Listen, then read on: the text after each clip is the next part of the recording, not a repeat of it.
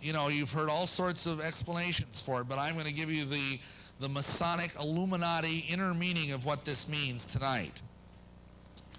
And it's going to probably gross you out and astonish you, and I apologize in advance for that. But this is what it means. Crowley reveals the secret behind the all-seeing eye symbol in one of his books, the Book of Thoth, which is a very advanced manual on tarot card readings. And this is the eye of Lucifer. But believe it or not, it corresponds to a human organ that, for lack of a more delicate term, we'll call the rectum, which is kind of ironic when you think about it, that this represents Lucifer.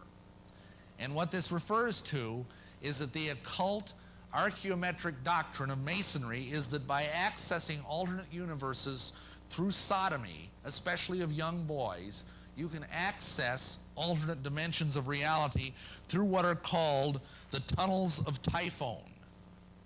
Now, you remember I showed you earlier a map of the Tree of Life. Well, everything in magic, like everything in the occult, has its yin and yang. It's positive and it's negative, it's good and evil. There's always this dynamism. And so therefore, just like there is a tree of life, there is also a tree of evil. This is called the Qliphote in Hebrew, which translated means harlots. And you'll notice here that all of the names are all evil.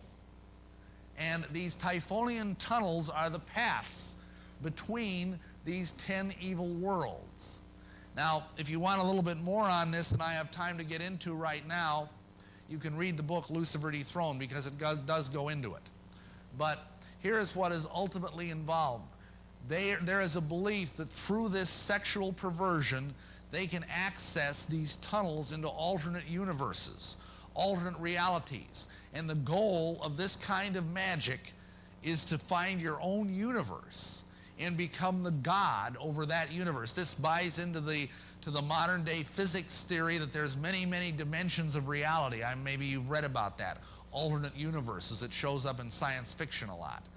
And then once you're the god of this universe, you can start sucking the energy out of it. And you can use that energy through this child to live forever and ever and ever.